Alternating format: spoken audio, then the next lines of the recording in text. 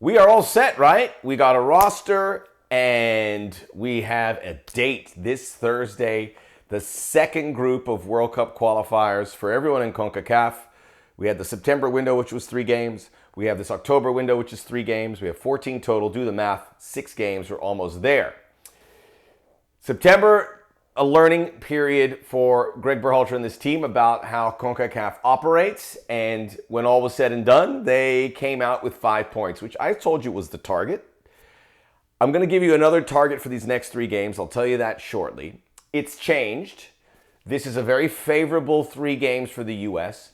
And if you look at what they can possibly achieve here, they could be 1 foot firmly in the World Cup by the time we get to October 13th. It happens quickly. So we look at really quickly what happened with the players. I'm going to break down the 3 opponents that the U.S. have and see where it lies as to how many points they can get in these 3 games.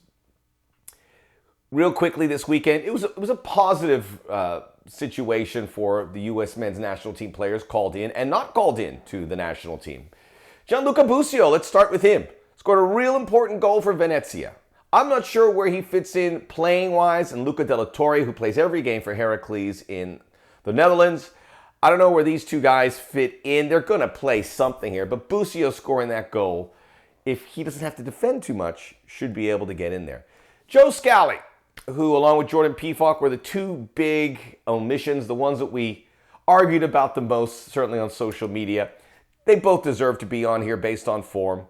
I'm not going to, as I said in the last video, I'm not losing sleep with either of them not being here. I feel good with the group of players that we have at the forward position, even though a little nervy. Ricardo Pepi, he did score a goal in the midweek, but FC Dallas have been really bad. Jossie Zardes didn't score, but he got it, and he works really good, so he works really well. So I think it'll be okay. Does Tim Weah come in as a center forward? Came off the bench for Lille, assisted Jonathan David. Jonathan David has been incredible, and I'll get to Canada here in a moment too. Joe Scally was the big one because he, after all the discussion we had, he scores a cracking goal in stoppage time for Borussia Mönchengladbach, who beat Wolfsburg, where John Brooks did not start, which is odd. John Brooks kind of heading in the wrong direction. I told you about Josh Sargent. Was I right or was I right? And I'm not saying John Brooks won't make it, but John Brooks better do a couple of these to see what's brewing behind him because there's some good young defenders in this U.S. camp. Joe Scally was the other one. Jordan Pefok should be in here. Joe Scally should be, but I can make a case for why both of them are not. There was a discussion that Mönchengladbach asked maybe the U.S. team to allow Joe Scally not to go because their fullbacks are either injured or already being called up, and they wanted someone there to stay so they're not left completely shorthanded if things go awry, which they tend to do sometimes on World Cup qualifiers. This is big time. There is Tim Weah said we did come and assisted. Serginho Dest started. Adams, Musa, McKennie, who I think should be the starting 11 in that Jamaica game, all started. I think they all went 90 minutes or close to it. There's good spots here. Chris Richards, Hoffenheim lost, but he started again.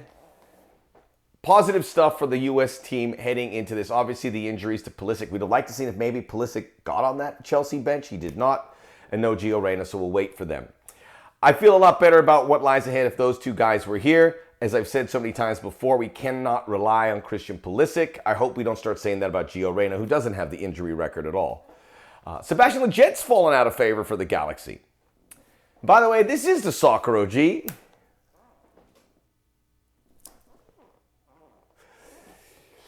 And check out the Soccer OG podcast. I was at the Galaxy LAFC game, and I went all around the stadium talking to people with Taylor Twellman, John Champion, and Joe Titino, who calls the Galaxy games. And he'll make a real sensical argument on why Sebastian Leget's on this U.S. team.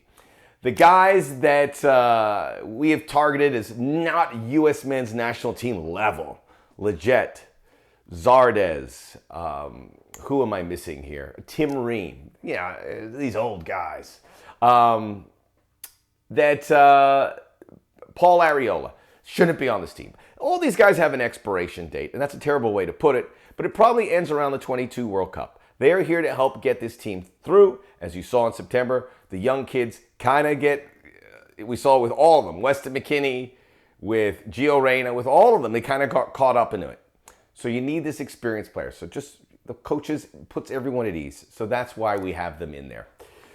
Look, Greg Berhalter, we wanted to move to the young players. He could be sitting here bringing in Michael Bradley and Josie Altidore. He did not, but you still need a veteran core, and those guys do it. So check out the Soccer OG podcast where all podcasts are available. It's going to drop here late Sunday night, Monday morning. And also subscribe here. We love your support. I guarantee you I won't steer you wrong, and I continue to be right.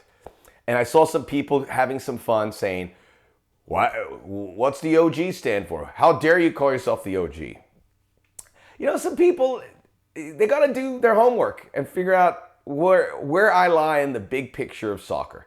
And that's why I want to bring this programming, because I've seen and done it all.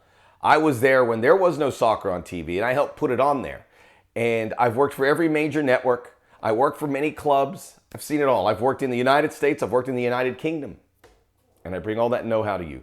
I'm not calling myself the OG for you smarty pants out there, giving myself a title I don't deserve. I've earned that sucker. I've earned that sucker. Subscribe. I told you about Josh Sargent last time. And, the John Brooks situation, keep an eye on it. He didn't start. Maybe he falls off. All in all, it was a good week. Matthew Hoppe didn't play at all. That was a bummer. Mallorca needs goals. I would have really liked to see him get in there because he played against Real Madrid and then he hasn't played in the last 2 games.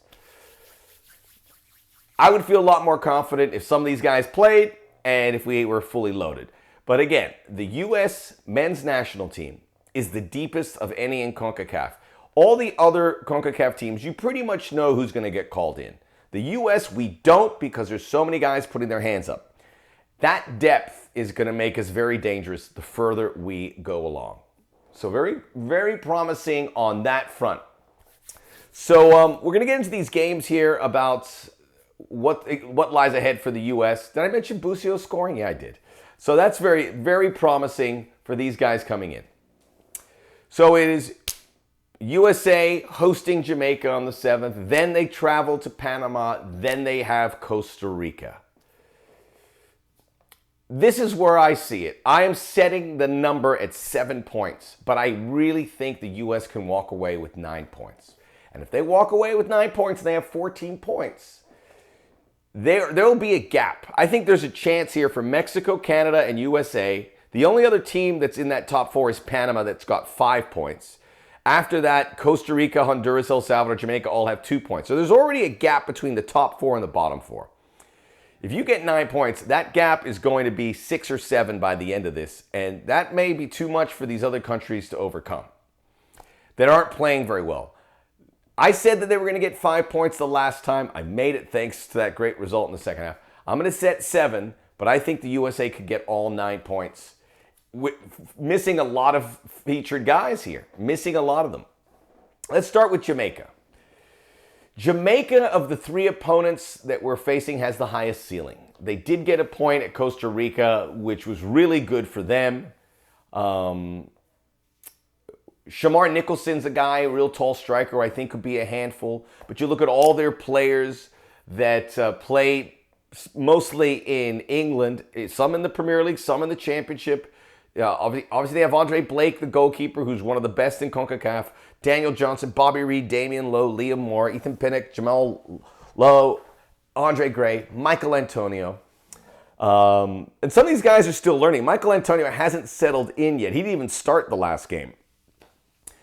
They'll have a settling in process. They had a pretty seismic situation in the first group of games because of the red list with the United Kingdom. But they'll settle in. This could be the toughest of the... Actually, I do believe this is the toughest of the 3 opponents. This is where the U.S. have to be on guard when they face them here on Thursday night. Jamaica, 18-3-8 all-time, the United States. We've seen them in the Gold Cup recently. We saw them a couple times already in 2021 quarterfinals of the Gold Cup, most notably. There was also a friendly. USA won both games. The Gold Cup quarterfinal, the game winner by Matthew Hoppe. They left it late. The U.S. have gotten a lot better since then. This is obviously the Gold Cup roster. It wasn't this roster. This is the top A-list team that you can put together at this time. But Jamaica, I think, is going to be, because there's different pieces in place, will be a trickiest of the positions. And I think people will get into a huge panic when you maybe just get 1 point here. But this is the game that I think is to be the most challenging. By the way, I forgot to mention, I know I'm all over the place with this, but I want to get all the information in. I was a little disappointed. Tim Ream had to pull out, and he was replaced by Walker Zimmerman. And I looked on everywhere, and they're like, oh, great, we want Walker Zimmerman. We don't want Tim Ream. Tim Ream is out because of personal reasons. We have got to be better here. The message when Tim Ream says he has to step away for personal reasons isn't Walker Zimmerman is a better option. The response is, Tim, you have our support. We hope the best. You have our thoughts and prayers. Who knows what he's going through right now? The response isn't, thank goodness we have Walker Zimmerman's a better option. We've got to be better than that. Tim Ream is one of our own. We have to support him here. So the response on social media, when you see Tim Ream's pulled out for personal reasons, is, Tim, whatever it is, you have our undivided support, and get well. All right, I just wanted to say that. We're all together in this, all right? Whether you don't like selections, we're in this all together. Okay? Let's get back to the games. Jamaica is there, and then you have Panama. The United States have never lost to Panama down there. They struggle at Honduras, they struggle in Costa Rica, they struggle in Mexico, obviously, El Salvador, but they don't struggle in Panama. This is an ATM situation. You go in, you get out. You get your money and you go. Panama's been the pleasant surprise here in these qualifiers. But the United States are not intimidated playing there. It is not an intimidating place like some of these other Central American venues. Maybe it will become one day, but it isn't right now. I think that's a very favorable result after what happened in Honduras for the United States to go down and win there. Was it 3-0-2 all time in Panama? That's a good spot. Finally, you have Costa Rica. That'll be the third game. That'll be in Columbus, Ohio. Costa Rica is in a transition. They have 1 goal in 3 games. They are laboring. They have an older group, and this is the kind of game where the U.S.'s depth, effort, and remember, the pillar for the U.S., and that's why I like Leggett and Roldan in this game, is effort. That is our MO. We do that better than anyone. Effort, fitness, work. That's the identity of the U.S. men's national team historically. Maybe we lack in technical ability, which we have a lot more now, and skill, but the foundation stone is effort. It always has been. So that's where I think the U.S. I think they slam Costa Rica by the end of this, and Costa Rica will be out of it. Potentially you could put Costa Rica and Jamaica off the back wheel, and you could have, let's say 12 points, 14 points after 6 games. We're in the money. We're in the money. Real good situation for the United States if they're able to finish that. I'm very optimistic. Again, I'm saying 7, and maybe we get to 9. The players, there's plenty of guys that put their hand up. It's just an issue of who goes where. We got Matt Turner in the back. Miles Robinson's doing well. Serginho Dest started his game, even though Barcelona's not really playing well. We're good. I think our defense is good. That midfield should be good. It might be Leggett instead of Musa. The question is up top, but I think they'll get that service and they should be able to get some goals. This is it. We're looking good. I'm feeling good. We should all feel very good about the situation that we are in. We will do recaps after each of the games here in October, and then we'll get ready for November. Special surprise for that USA-Mexico game, which is looming on the not too distant horizon in November. But we can take the pressure off that game if we go there with a clean set of heels comfortably in front. I will say the biggest game of this window, October 7th, Mexico versus Canada. Jonathan David's on fire. I think Canada gets a point at the Azteca. I'm really compelled to see if Canada takes that next step. They have all the pieces in place. Alphonso Davies, Jonathan David, you name it. Great midfield, tenacity. You don't mess around with this Canadian team. I like the personality that they have. Mexico has a favorable group. Mexico has 2 home games against Canada, Honduras, and then they travel to El Salvador. I really believe by the time these games are over, Mexico, USA, Canada, and I don't know what order they'll be in, will be pulling away from the groups. And I told you those are the 3 teams that were going to qualify automatically. I feel pretty good that that's where they're going to go. So a lot of fun games to watch. I can't wait. We'll watch them together.